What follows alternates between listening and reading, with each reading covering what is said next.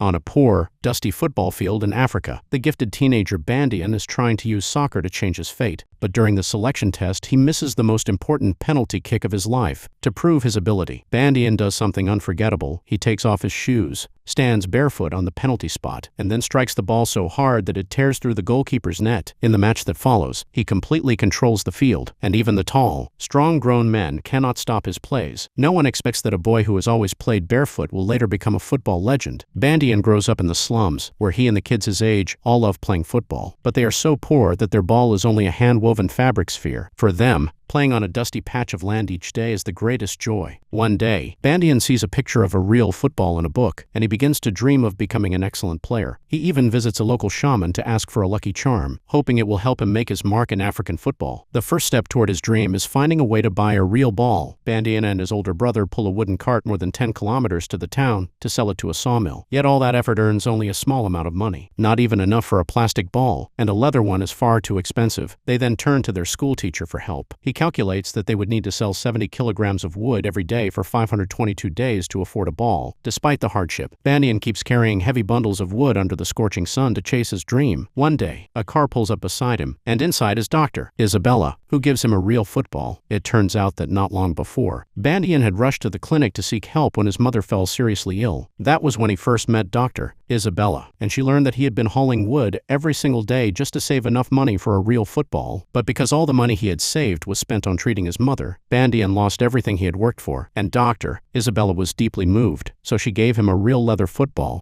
and Bandian was overjoyed. He and his brother later painted the ball a bright yellow. They showed it off around the village and played with their friends on the open field. At that moment, Bandian's father was working at the forge nearby, scolding him for caring only about football instead of real life. Unfortunately, one of Bandian's kicks sent the ball flying straight into his father's face, knocking him backward into a pile of dry grass. The red-hot iron rod in his father's hand fell and immediately ignited the dry grass nearby. While the villagers were scolding Bandian, the flames suddenly spread from the pile of hay. Everyone managed to put the fire out just in time, or the whole village could have been in danger. Knowing he had caused serious trouble, Bandian grabbed his ball and ran from the scene. When the village chief came looking for him, Bandian's brother hid nearby and warned him. He told Bandian not to return home unless he wanted to be punished by the chief. Following his brother's advice, Bandian fled and decided to head to the city to chase his dream. He then climbs onto a truck, and since he has no money, Bandian offers to work as the driver's helper. Along the way, the truck breaks down. The driver leaves to get tools but never comes back. Night falls, leaving only Bandian and the old truck in the middle of a silent, empty field. Strange noises echo around him, and Bandian crawls into the cabin, but a shadowy claw hanging in front of him makes his fear even worse.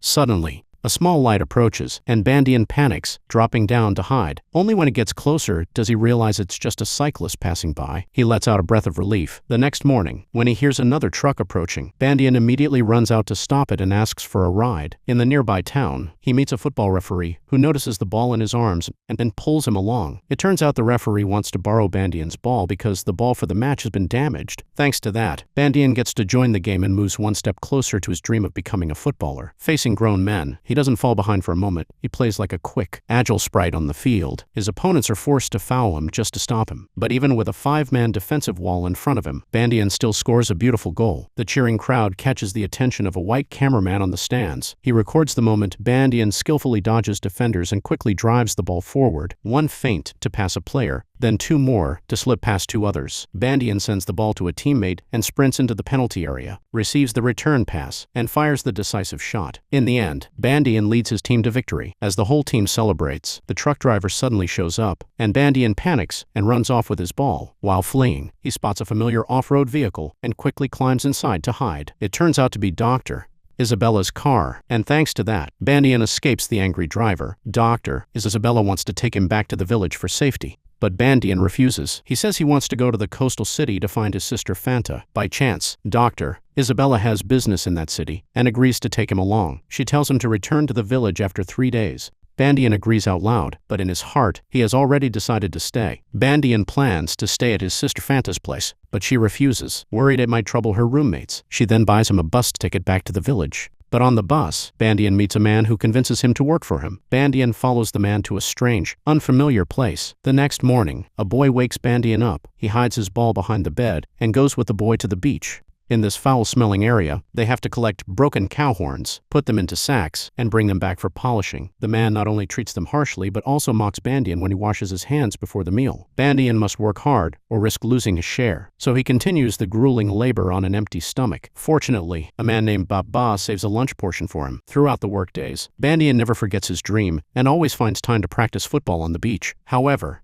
his colleagues mock him, and at one point they steal his ball and kick it into a private villa. The homeowner angrily scolds him and confiscates Bandian's beloved ball. Seeing him upset, Baba decides to surprise him. He takes Bandian to a crowded iron tower. Baba encourages him to climb up to watch a professional football match. Thousands of fans have come. The wealthy buy tickets, while the poor risk climbing high just to find a view. It's Bandian's first time watching football live, and he's thrilled when the ball flies into the stands. Without hesitation, he jumps down, although Baba is terrified. Bandian is unharmed. He picks up the ball and starts showing his skills on the field, drawing everyone's attention. The cameraman from before also records every move Bandian makes. So absorbed in showing off his skills, Bandian forgets to return the ball until the police appear on the roof, and he kicks it back onto the field. However, his action leads to everyone on the iron tower being arrested. Bandian loudly protests, unsure how to continue chasing his dream. Suddenly, the man shows up at the detention center, pretending to be Bandian's employer. He even says he will deduct the bail money from Bandian's wages. Bandian asks him to also bail out Baba, and without hesitation, the man agrees. In the end, Bandian is finally released. It turns out the man is a football scout with a keen eye. His name is Betcher, and he has recognized Bandian's extraordinary talent. Betcher wants to introduce him to a professional club. He tells Bandian to stay put for now, promising to take him for trials once arrangements are made. With the help of his colleagues, Bandian retrieves his ball from the seaside villa. On the day of the meeting, Bandian returns to the village, but Dr. Isabella cannot find him. She goes with Fanta to the scout's house to look for him. No matter what Dr. Isabella advises, Bandian insists on staying to train and seize his opportunity. Isabella wants to take him back, but his sister Fanta points out that such a chance in Africa is rare. Fanta emphasizes that she is family and will take care of him, so Isabella leaves alone. Before parting, Bandian thanks her and asks her to let his parents know he is safe. News that Bandian has caught the scout's attention quickly spreads through the village, making him the hope of everyone. At the same time, Bandian wears the pair of shoes gifted by Scout Betcher and heads to train with the youth team of Cameroon's top club. He must pass 2 tests, juggling and penalty kicks. In the juggling test, Bandian controls the ball so skillfully it seems attached to his feet, without a time limit. He could keep it going forever. In the penalty test, he only needs to score 2 out of 3 shots to pass. However, his first shot is blocked by the goalkeeper, raising the tension. When the coach reminds him to stay calm, Bandian takes off his shoes, surprising everyone. He then scores his second shot with precision. It turns out that having grown up playing barefoot, wearing shoes feels uncomfortable for him. He nails the third shot as well, successfully passing the test. Scout Betcher and his sister Fanta are overjoyed, and the coach smiles in satisfaction. However, the veteran player Tour looks visibly annoyed. After successfully joining the youth team, Bandian doesn't slack off. Determined to become a professional player, he stays after every practice to train more. However, everything Bandian does fuels Tour's jealousy, as he realizes Bandian could take his key position. During internal training sessions, Tour deliberately refuses to pass the ball and makes things difficult for Bandian. The coach notices and punishes Tour with 30 push-ups, but he continues his behavior. In tactical drills, Tour keeps giving Bandian a hard time, leaving him frustrated and confused. Baba says Toure is acting out of fear of Bandian. Toure responds that he is the true pioneer of the team. In this practice, he again deliberately refuses to pass the ball to Bandian. When Bandian answers the coach's question correctly, Toure's jealousy intensifies, and he challenges Bandian to a juggling contest to decide who is better. They quickly climb to the stands, while teammates cheer for the showdown to claim the top spot. Both control the ball skillfully with their feet and heads, keeping the contest evenly matched. When they reach the behind-the-back ball control move, Toure makes a mistake, and Bandian wins. However,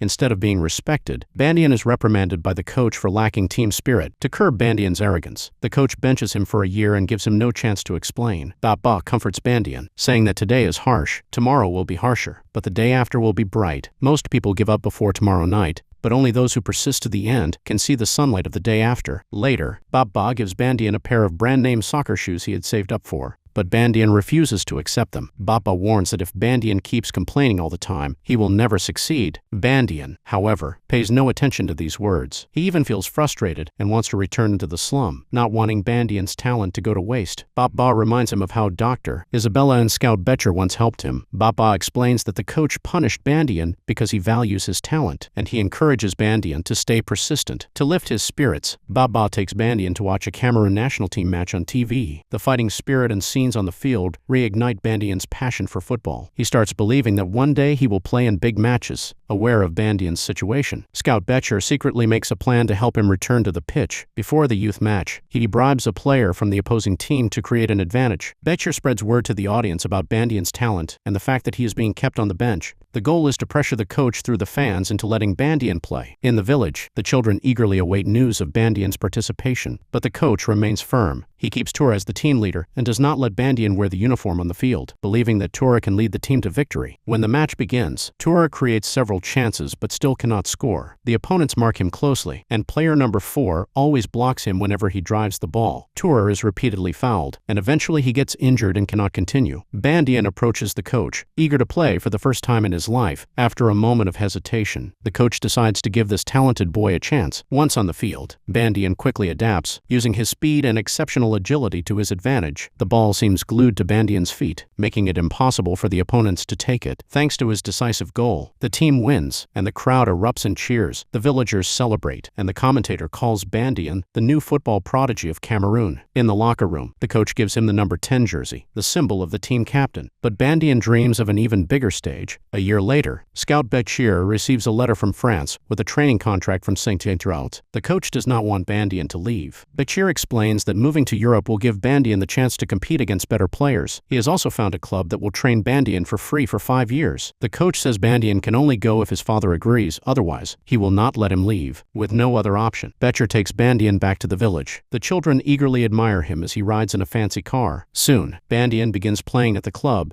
and now even has the opportunity to travel across Europe. They run to the shaman's house to pray, hoping Bandian's father will allow him to go abroad. Since the previous fire incident, Bandian has not returned home and is unsure how his father will react, although his sister Fanta persuades him, pointing out that the 200 million franc contract could buy many cows. Their father remains silent. Bandian steps forward and places his hand on his father's. They stay quiet, but understand each other. In the end, Bandian takes the plane ticket and sets off alone to France with his dream. At the airport, Bandian takes a taxi to Saint, where he begins to take steps toward his dream. Many years later, he becomes a professional footballer, bringing glory to Cameroon. Bandian's childhood dream finally comes true. The character of Bandian is inspired by the Cameroonian football legend Roger Milla. The film ends here. Thank you for watching, and goodbye until next time.